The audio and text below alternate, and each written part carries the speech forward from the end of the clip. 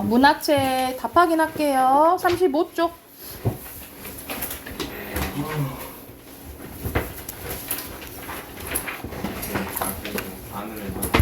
자, 여러분 빈칸 넣기가 많이 좀 어려웠을 거야. 근데 이제 선생님이랑 같이 한번 봐볼게요. 여기서는 신석정에 1번 보면 꽃덤불 나오는데요. 여기 보자. 가슴을 쥐어뜯으며 이야기하며 가슴을 쥐어뜯지 않았느냐. 우리 이렇게 힘들었지 않았느냐? 라고 얘기를 해. 그래서 보다 조금 감정이 조금 올라가죠. 그래서 격정적 어조고요. 그리고 2번 보면은 화자 나로 나오죠. 그쵸? 나는 남을 사랑하는 사람이 되고 싶었으나 자신을 더 사랑하는 사람이 되어버린 자신에 대한 반성을 성찰적도 맞고 여기 답은 고백적으로 나와 있는데 성찰적도 맞을 것 같아요. 그리고 3번 여기서는 봄을 너라고 불렀지? 그러면 사람처럼 표현한? 의인화. 그렇지. 의인하고요. 자, 반드시 올 거라는 확신을 가지고 있는 그러면 단정적. 다 확신에 찬 거는 단정적이에요. 단정적인 어조. 그리고 4번 가보면 여기서는 막 친구들이 막 죽었다라고 얘기를 하잖아. 그치? 근데 이것을 되게 차분하게 얘기를 해요. 그래서 담담한 어조고요. 근데 앞에 있는 설명과 연관되어 있어서 담담인 것 같아요. 인식에 대해서 얘기하는 거니까. 그리고 여기가 예상이에요. 반대로 여기가 예상이고 6번은 고백. 체념. 담당. 나는 내 슬픔과 어리석음을 눌리어 난 결국 죽을 수밖에 없는 거구나 라는 약간 부정적이죠.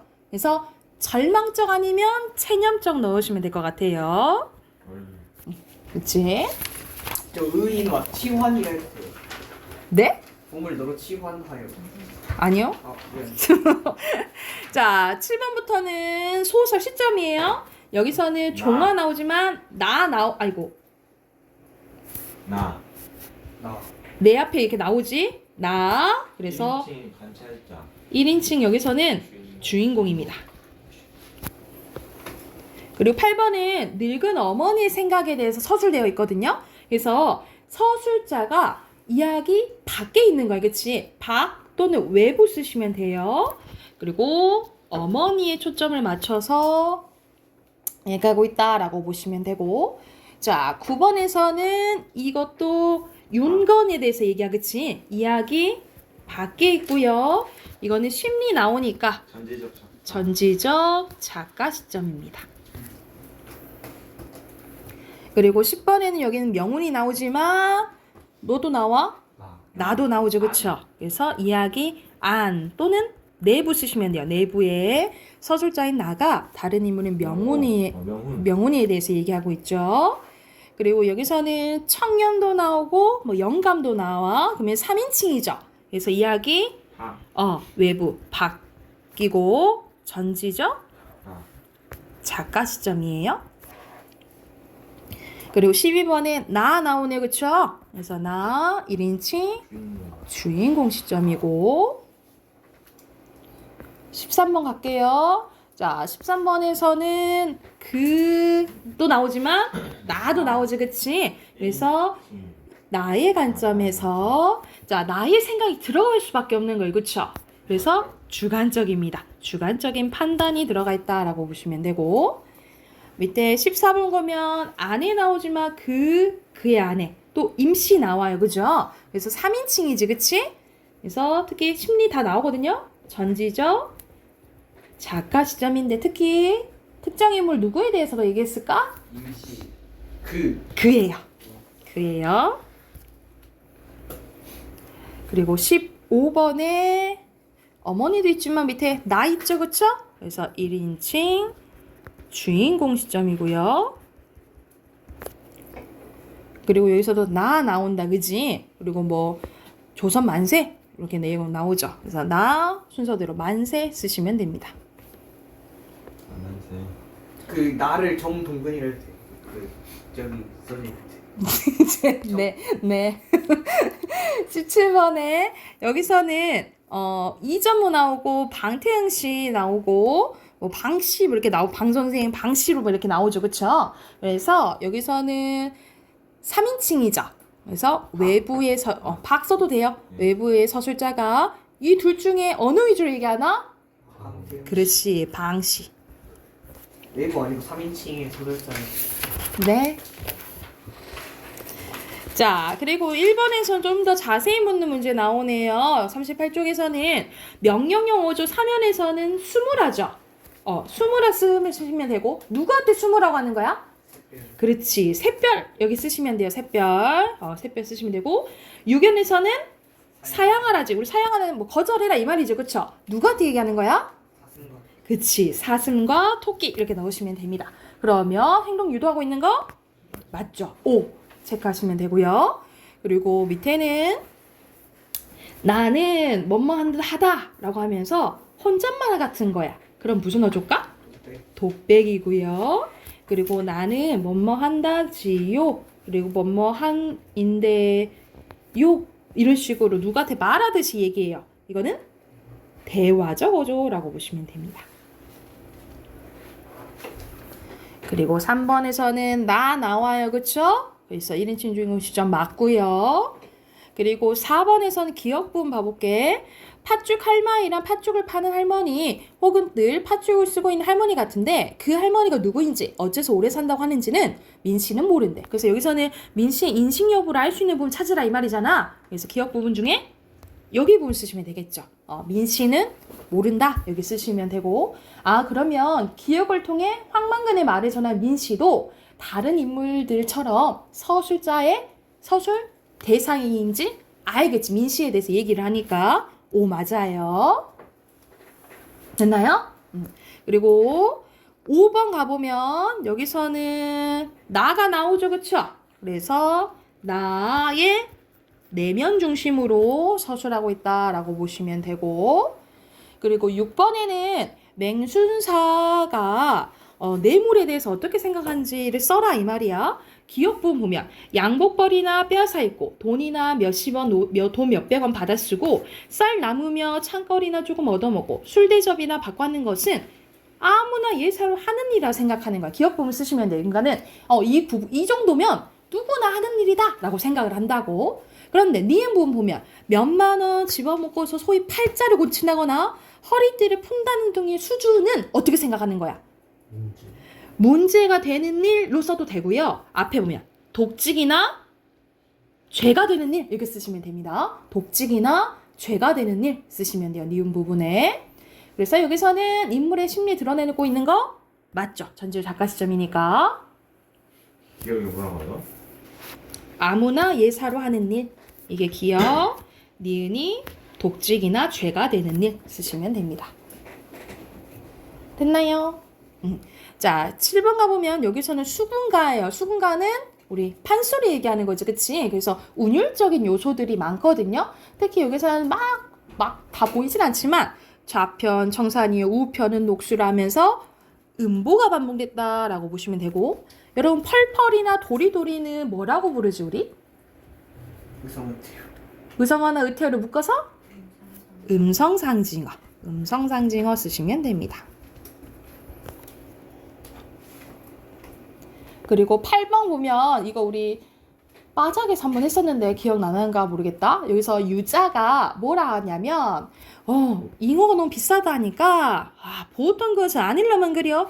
배트맨은 또 뭐라나 틀어주면은 이러고 가서 움직이고 잉어들이. 그리고 차이코 풀고 싶어 틀어주면 저리 가서 또 하고 이런 식으로 얘기를 해요. 여기서는 전체적으로 유자가 사투리 써서 얘기하죠. 그쵸? 그래서 사투리 쓰셔도 되고 방언 쓰셔도 되고 그리고 이거는 언어가 발음이 비슷하죠. 비슷한 것을 가지고 언어 유희가 사용된 거거든요. 그래서 발음의 유사성을 통한 언어 유희를 사용했다라고 보시면 됩니다.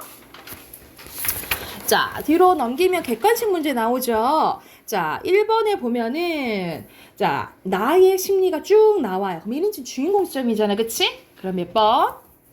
5번. 5번. 그렇지. 1번이 5번이고요. 자, 2번에 우리 집안 하면서 나가 나오긴 해요. 근데 누구 위주로 나오냐면 아버지에 대한 생각을 나오거든요. 그래서 이건 대표적인 1인칭 관찰자 지점이에요. 그래서 몇 번일까? 2번이에요. 2번. 그리고 3번도 3대에 대해서 이제 기억할지 모르겠다. 3대는 이제 3대에 걸친 이야기인데 조이간영감이랑 그의 아들 조상훈이 있고 그의 아들 조덕기가 있는데요. 이 기억 부분은 조이간이랑 조상훈의 그 갈등에서 조영감의 생각 위주로 나온 부분이고요.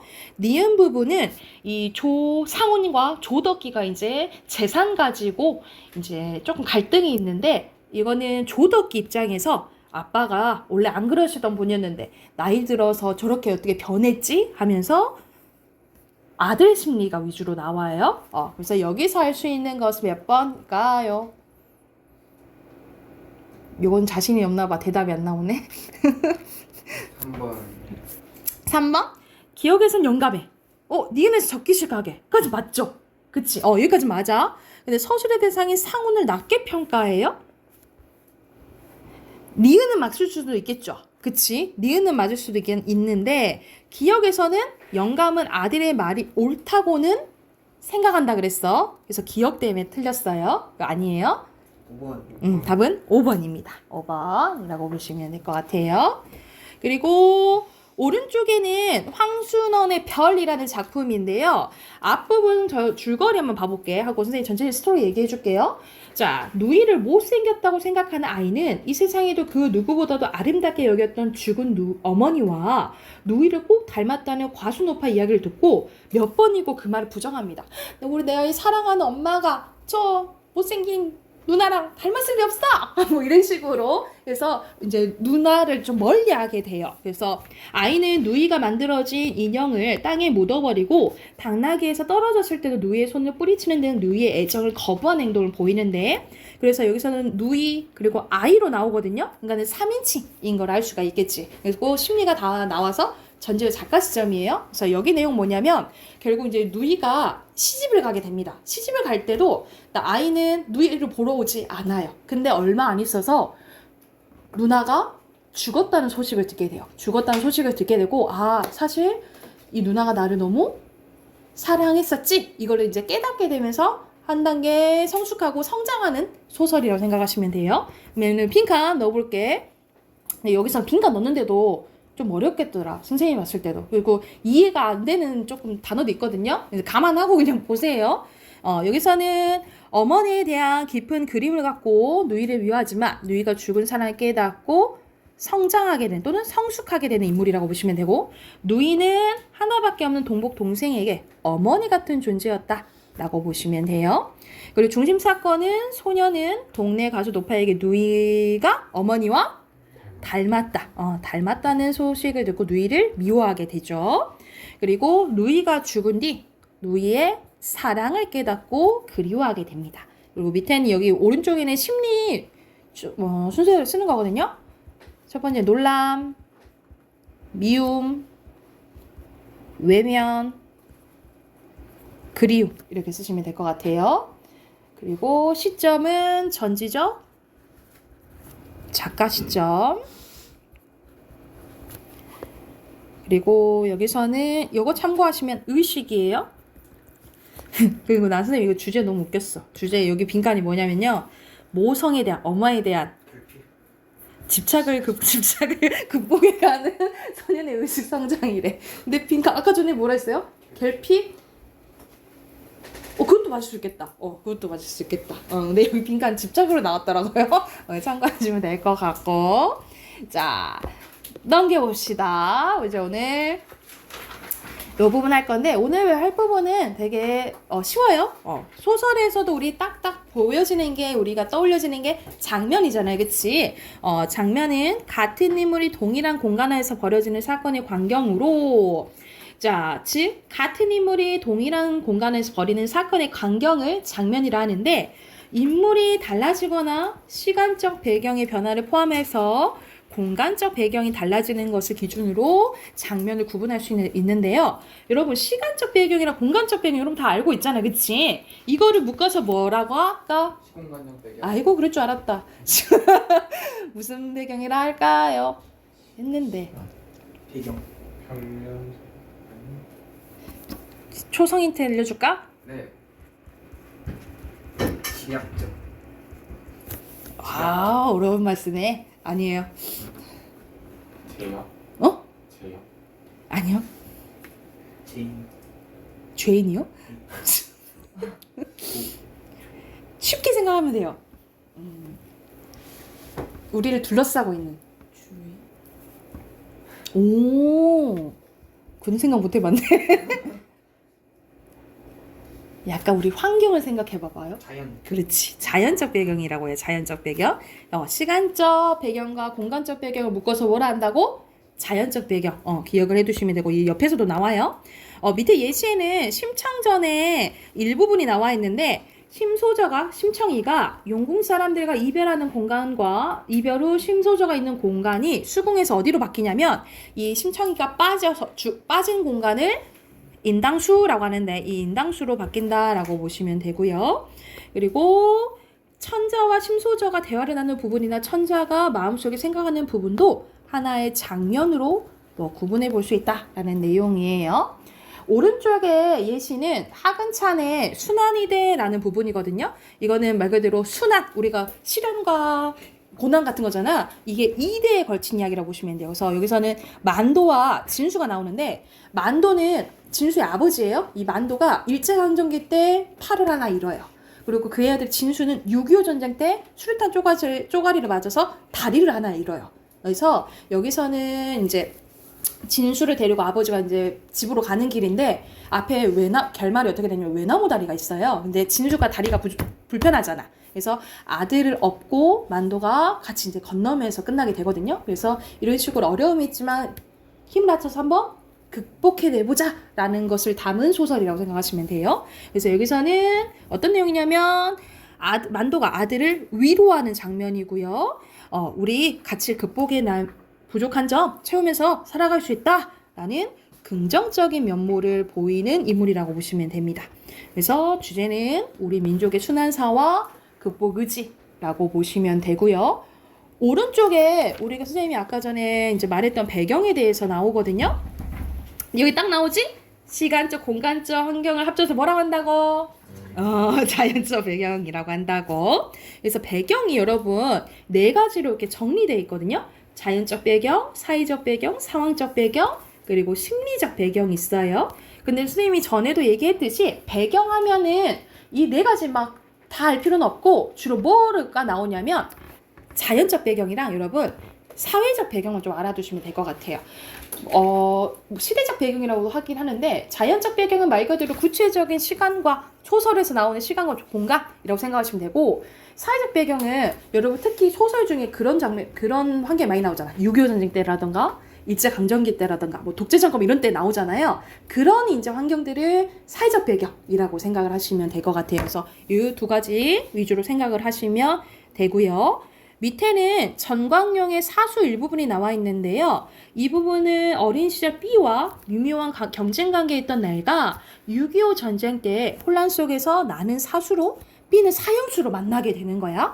그래서 나가 B에게 총을 쏘기 전 과거에 B가 쏜 공기총에 맞아 귀가 찢어진 상처를 만지며 내적 갈등하는 장면으로 사격지처의 나의 여기서는 심리적 배경이 나온다라고 보시면 돼요. 근데 심리적 배경은 여러분 어떤 소설에서 많이 나오냐면 심리소설, 말 그대로 심리소설. 그래서 우리 의식의 흐름기법 들어봤잖아요. 그치? 의식의 흐름기법으로 조금 진행되는 소설에서 심리적 배경이 나오는데 보통 많이는 안 나와요. 그래서 선생님 배경, 자연적 배경이랑 뭐 기억하라고?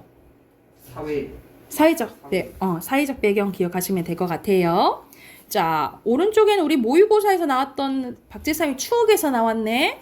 여기서는 해가 다진 어스름은 무슨 배경?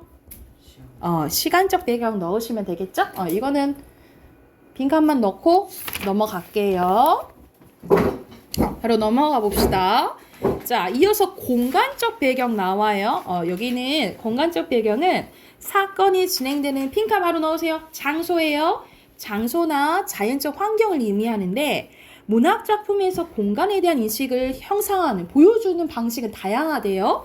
자, 공간에 대한 인식을 직접적으로 드러내서 표현을 할 수도 있고요. 공간 내 특정 대상의 속성으로서 그 대상에 포함된 공간 전체를 나타내기도 하고 공간 간의 관계를 나타내기도 해요. 예를 들어서 아파트라는 공간은 되게 현대적이잖아. 그치? 그에 반해 뭐 예를 들어서 한옥에 대해서 얘기를 하면 이 아파트랑 한옥이 조금 대조되는구나. 이런 공간 간의 관계를 나타낼 수도 있다고. 그래서 이때 관계를 이루는 공간에는 작품에 명시된 공간도, 아예 드러내는 공간도 있고 그 이면에 전제된 공간도 포함된다라고 보시면 돼요. 말 그대로 명시된 거는 드러나 있는 공간이라고 생각하시면 되고요. 전제된 공간은 뭐라 생각하시면 되냐면 인물이 지향하는 특정 공간이 있다는 것은 화자가 지향하는 공간과 반대되는 성격을 가진 공간이 있음을 내재하고 있다 이 말이야. 그래서 예시 보면 시를 읊조리며 신선골짜기에 들어서니 나의 백년 근심이 사라지네 라고 했어. 신선골짜기는 화자가 가고 싶은 공간인 거야. 근데 그럼 지금은 그렇다 안 그렇다? 지금 공간을 그렇지 않다라는 거 알 수 있잖아. 그치? 이렇게 숨겨져 있는 거 전제된 공간은 이런 식으로 이면에 있는 공간이라고 생각을 하시면 될 것 같아요. 그러니까 말 그대로 나 천국 가고 싶어 이런 말을 했어. 그럼 천국은 내가 지향하는 공간이야. 그럼 지금은 어디 뭐라는 소리야? 천국이 아니라는 소리겠죠. 그쵸? 이런 공간이라고 생각하시면 될 것 같아요. 그리고 밑에 있는 예시는 황순원의 학이라는 작품인데요. 6.25 전쟁, 배경 6.25 전쟁 때야. 6.25 전쟁으로 어릴 때 단짝 동무였던 성삼과 덕재가 재회한 장면이 나오는데요. 근데 성삼이는 남쪽이고 덕재는 북쪽인 거야. 그래서 이 성삼이가 덕재를 이렇게 잡아가는데요.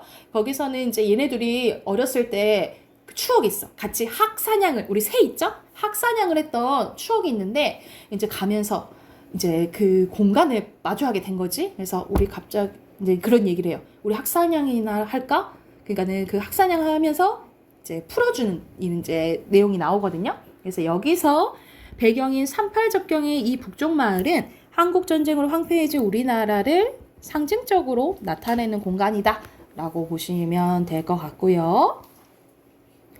오른쪽에 있는 시, 여기선 시가 예시로 나왔네. 김소월의 나의 집입니다. 내용 봐보면 들가에 떨어져 나가 앉은 맥기스게 넓은 바다 물가디에 나는 지으리 나의 집을 하면서 여기선 어순 바뀌었다. 그치? 그 무슨 법?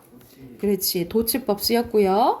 다시금 큰 길을 앞에 두고 길로 지나가는 그 사람들은 제각기 떨어져서 혼자 가는 길 하얀 여울턱에 날은 저물대 시각적인 심장 쓰였고요. 나는 문간에 서서 기다리라. 나는 누군가를 기다리고 있는 거예요.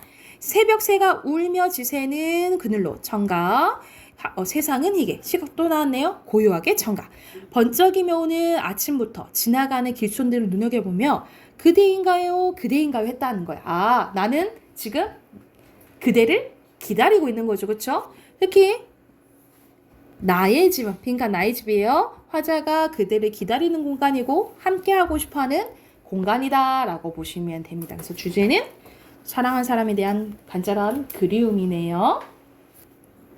자, 한 장 더 해볼게요. 자, 뒤에 보면 사회적과 시대적으로 나뉘어져 있는데 굳이 막 나눠서 할 필요 없고 그냥 통틀어서 사회적 배경이라고 기억을 해두시면 될 것 같아요. 자, 사회는 상류사회, 하층민 사회 등 같은 무리끼리 모여 이루는 집단이나 가족, 마을, 국가, 계급 등 공동생활하는 집단을 의미하는데요. 이 집단에서 나타나는 공통된 특징을 사회적 배경이라고 하고요. 그리고 시대는 역사적으로 어떤 표준에 의해서 구분된 일정한 기간을 의미하는데 봉건적 시대, 가부장적 시대와 같은 시간상의 공통된 특징으로 시기를 구분할 수 있는 배경을 말 그대로 시대적 배경이라고 합니다. 이렇게 나뉘어져 있긴 한데 거의 사회적 배경을 기억해 두시면 될 것 같아요. 자, 밑에 보면은 홍계월전이랑 고전소설이 나오는데 남편의 권위를 내세우는 남성 중심이고 권위주의고 남존여비 의식을 보이는데 이걸 통해서 가부장적 사이구나 라는 걸 알 수가 있고요. 그리고 밑에는 배경이 1930년대 일제강점기 때거든요. 이때는 뭐라 했냐면 황금 광 시대로 불렸대요. 황금, 광 넣으면 되는데 그러니까 말 그대로 우리 일본이 말 그대로 우리 지금의 철도도 많이 놔주고 했었잖아, 그치? 그래서 막 광산 사업 막 이런 것들이 이제 활성화되는데 금이 막 나왔다라는 뭐 이런 소식을 듣고 막 사람들이 몰려요. 그러니까 금 바로 뭐 이제 돈을 많이 벌 수 있을 거라고 생각해. 근데 우리는 보통 농사를 짓고 많이 살았단 말이지. 근데 이렇게 다 광산으로 다 몰렸어. 근데 이거는 한정돼. 금이 계속 나오는 건 아니잖아. 한정돼 있잖아. 근데 우리가 농사는 1년 농사잖아. 만약 안 지었으면 1년을 버리는 거잖아요. 그렇죠? 그래서 오히려 뛰어들었다가 더 가난해진 이런 상황을 얘기한다라고 생각을 하시면 될 것 같습니다. 그리고 오른쪽에 앞에서도 나왔던 이성부의 봄이란 시가 더 나왔네. 그치? 그래서 봄은 기다리지 않아도 오고 기다림을 이뤘을 때 너는 온다라고 얘기하네. 근데 여기서 배경이 뭐냐면 1960년대 4.19 혁명이야. 독재정권 때야. 그러면 뭘 기다리겠니? 여기서 벗어나는 거. 민주주의, 자유, 평화 이것을 의미하겠죠. 그렇죠? 그래서 말 그대로 빈칸 넣으시면 돼요. 독재. 그래서 여기서 바라는 봄은 민주주의 시대를 의미한다 라고 보시면 됩니다. 그래서 주제는 민주와 자유란 새로운 시대를 기다리는 간절한 소망과 신념이라고 보시면 되고요. 자, 마지막 좀 봐볼게. 현실과 비현실 봐볼게요. 자, 말 그대로 우리 소설을 보면은 당연히 현실적인 이야기를 쓴 걸 소설이라 하지만 비현실적인 요소가 또 많이 나오잖아요. 특히 고전소설에서 많이 나오죠. 그래서 여기서는 바로 가볼게. 인물이 도수를 부리거나 용궁이나 천상계처럼 현실에 존재하지 않는 공간에서 존재하지 않는 인물을 만나는 등이 일어나는 것을 비현실 또는 초현실이라고 합니다. 그래서 비현실적 상황 설정은 현실에서 불가능한 주제의식을 구현하려는 의도가 반영된 거라고 생각하시면 되는데요.